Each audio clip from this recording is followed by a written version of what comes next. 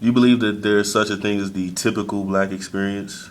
Um, if so, like, would you describe your life as typical, or if not, how would others define typical Y- black experience?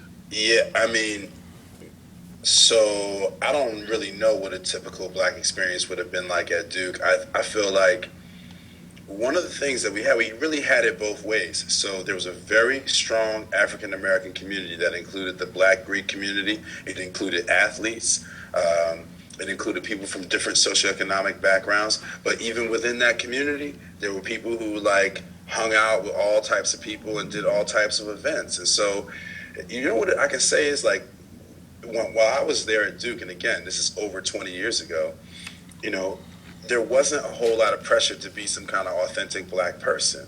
I mean, we had people there who was from the streets, and we had people there who was like driving Beamers and Saabs and shit. So we had the full and everything in between. So a very full range. Also, you gotta understand, like, I'm not an objective person to do this interview because I absolutely loved my time at Duke, man.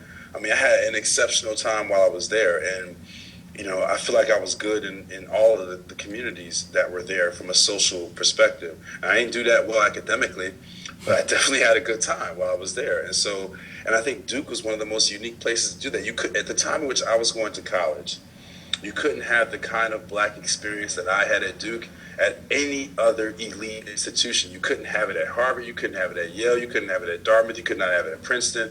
What Duke offered, and this is why I'm really arguing against them doing away with the Black Student Weekend.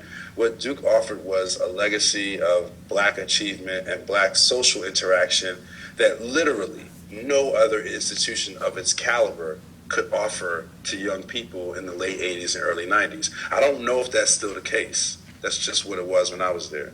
Mm. Go back to that one. You want to stop it and then